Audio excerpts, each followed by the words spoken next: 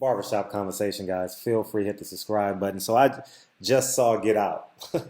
Man, it's a good ass movie. And you know what's so amazing about it? I knew it was gonna be a good movie when the first, well, not the first scene, but the first after the intro to the film and the credits when he's shaving in the bathroom. There's a song playing, and right when they say the word chocolate, no pause, no homo. Please don't go there with me. It's amazing how when you're at Alpha Bell, you still got to preface that shit, right? Anyways, it says chocolate, and then you see a dark skinned man in the mirror shaving, and he has his shirt off. And I was like, damn, the detail of this film. So when you see a scene like that, and you hear the completeness of it, you like, man, I'm excited to watch this film. These are just details that you go through when you produce films and stuff, right? And it just reminds me that I have to stay on my P's and Q's as a producer and a director. But this film is exceptional. And why it's exceptional, I'm going to get into the detail of the film because it's a story that we talk about, pun intended. We have barbershop conversations in the barbershop about this very scenario. You understand what I'm saying? We talk about this to the day we die, and yet we don't get it. We don't accept reality. And we have heard this story told by our grandfather, our great grandfather, our aunties, our uncles, but it's never been told in this manner. It's always blatantly in our face, if you guys understand what I'm saying. It's not, I would have never thought that it would be told on the screen like it was as I saw tonight. Oh man, it played upon the social norms as how non-black people communicate, more so white people communicate with black people. I voted for President Obama. What else they say? He's a good man. He's a good president. What else? The cop says, "Let me see your ID." But here's the catch. Here's why I thought it was so real, because he had his best friend. Forgive me for forgetting these guys' names in the film, but his best friend worked for TSA, and he's just a common man, just a common man.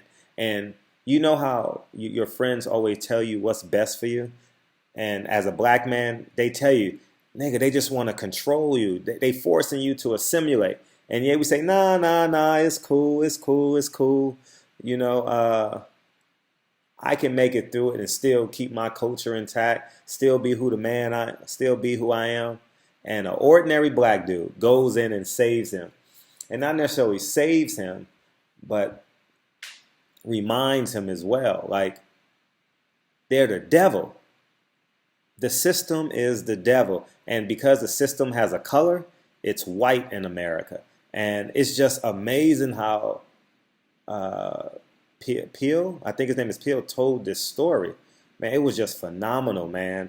And because I'm into boxing, it reminded me of when what's the rich guy name from Warren Buffett met with Floyd Mayweather, when white agents have control every move by black athletes. Football athletes, in college basketball, 9 out of 10 coaches are white, controlling the black culture, controlling black athletes. In the NBA, 83% of the NBA is black, and shit, the majority of the head coaches are white. It just reminds me how they systematically put themselves in place to force us to assimilate and assume the followers' role, and it's funny how they dress it up. In this movie, they remind us or teach us that they dress it up. They put the ribbon and the bow on it, and they gift wrap it and say it's beautiful. Come along with us.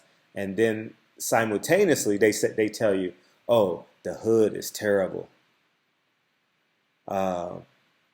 You only can save your mother out of the ghetto. You can't take your friend. You can't save your auntie, your uncle, because the more black people you have around you, it's terrible. These are the thoughts that are going through my head, just because it reminds you of your life and the life you've lived. And the majority of my adult life, I spend my extracurricular activity either in the gym or with athletes. You understand what I'm saying? And so it just reminds me of that culture. And when Minister Farrakhan said something that was so eloquent, he said it on and I encourage you guys, don't fall for the traps and think that Minister Farrakhan is evil. He hates white people. Uh, Understand, listen to his word. I think white people need to listen to him because white people don't believe that their skin entitles them, and it does. Um, I mean, well, let me finish this thought first. He says to um, the Breakfast Club, and Charlemagne loves digging, and Charlemagne admires Minister Farrakhan, as I do as well, and so. Um, he says, brother, he calls everyone brother. He says, Brother Charlemagne, or whether he calls him, he says, he didn't, Warren Buffett didn't meet with Floyd Mayweather because he loves him. He met with him, to control his assets, to control his money. And that's what this story about Get Out is about. The reflection is so you can see the light. So the picture, when they snapped the picture, it was it was a metaphor. It was telling you, nigga, see the light at the end of the tunnel. What they're trying to do to you. You understand that's what I thought, and I thought it was exceptional because I would have never ever thought in a million years. If I lived to a million years, I would have never thought of portraying the system. I would have never thought of telling you white supremacy. White supremacy is not like 1960 anymore. It's controlling equity. It's controlling financial capital, fiscal capital. You understand what I'm saying? And I see it all the time because, as I tell you, I get outbidded all the time. Me and my partner is sole, not we have LLCs, but we're sole proprietors, and we wasn't privy to the same opportunities that they were at an earlier age. I genuinely believe if I had the option of getting my $250,000 for college or building my own business, I would have in 1996. I could have bought 2 apartment buildings for $250,000 in the city of America, and right now, those properties together would be worth over $1 million and paid for. I would own. It's 2017. I would be because I would. Well, probably not then. I would take out a 30-year loan, but now I do 15-year loans on my properties for the most part, and they would be free and clear. If I would have bought something on 90th in Vermont, which is South Central LA, wherever you live in America, just think of the hood, a 4-bedroom apartment for $150,000, right? That building, no matter where it's at, low ball is worth $450,000 in South Central LA. So I would have got 3 times my money, plus the rents, plus the rent increase. It goes up 3% every year in LA County. I would be worth $1 million. I wouldn't have $1 million in my hand, but I would be worth $1 million 20 years from now, just off of that $250,000 investment. And this is information that we must have.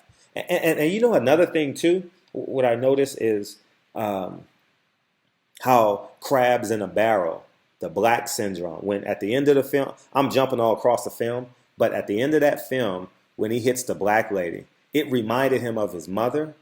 But more importantly, it was a reminder we must protect each other. And he did the right thing at protecting the black woman.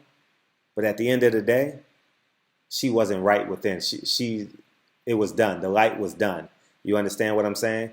And so we tend to hurt one another before we would help one another. And that's and that's what I got out of that scene. And then the next scene, he flashes the picture and the man sees the light at the end of the tunnel. That's what I believe it meant again. And so he saw the light and he woke up and he shot the white lady, his girlfriend, which ended up being his girlfriend.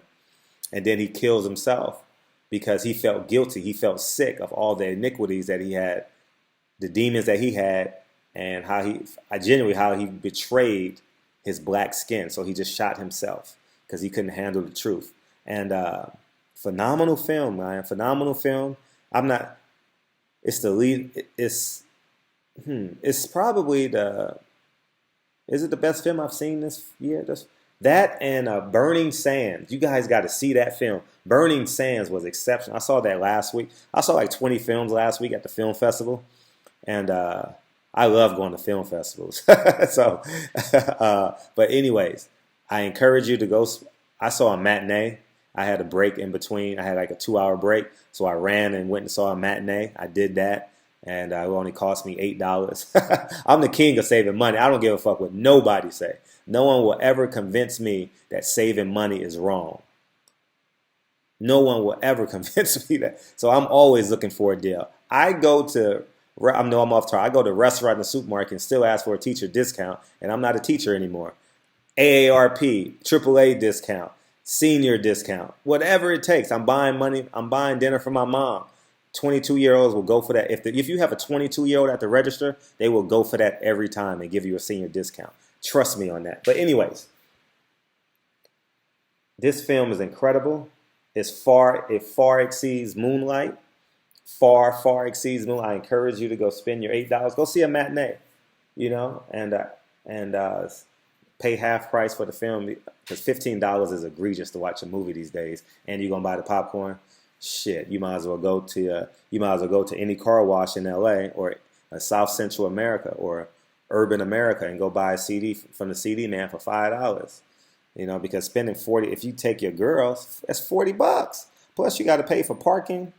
Then you got to buy popcorn, and then you got to go to dinner. Shit, that's expensive, So anyways, man, go see the film. It's powerful. It deals with what's the term I'm looking for?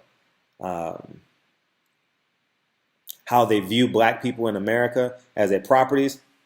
What was a telling scene in the film when she's in the bed closer to the end of the film and she's looking at her next victim and she says top college prospects, and then the film pans towards all the black men she's gotten under her in her entire life. It was just powerful, man. The subtleties in it was powerful. Watch the film. I thought it was good.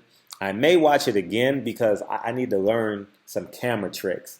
And another thing, whoever did that fucking score in that film was phenomenal. Kudos to you. I hope you hear my voice because whoever scored that film did a hell of a job because the score was as important as the actors in this film, for real.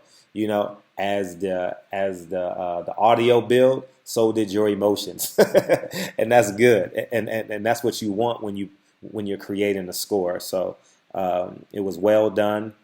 I don't want to talk about what would I have done different in this film because I would have never thought of this idea. So him putting this film together and telling the plight of Black America in a non-aggressive platform so white people can view it. And I guarantee you at the end of your film, everyone will be cheering at the end of this film. And that's what's amazing about this film is that a black man becomes a hero and he murdered 4 people. He murdered 4 people at the end of the movie, and yet he's a hero. Murdered. Murdered. Not self-defense. Murdered because he's killing people he's killing people who has betrayed him or who told him to systematically destroy him and his culture. You understand what I'm saying? So enjoy the film. You will thoroughly enjoy it. I enjoyed it, and it was a good film. It was well worth $8. Unlike yesterday when I saw Moonlight, it was just terrible. So I guess tomorrow I'm gonna watch Fences. So we'll see how that goes. So anyways, Barbershop Conversations. Feel free to hit the subscribe button. Go watch the movie. You will thoroughly enjoy it. I'll holler. Peace.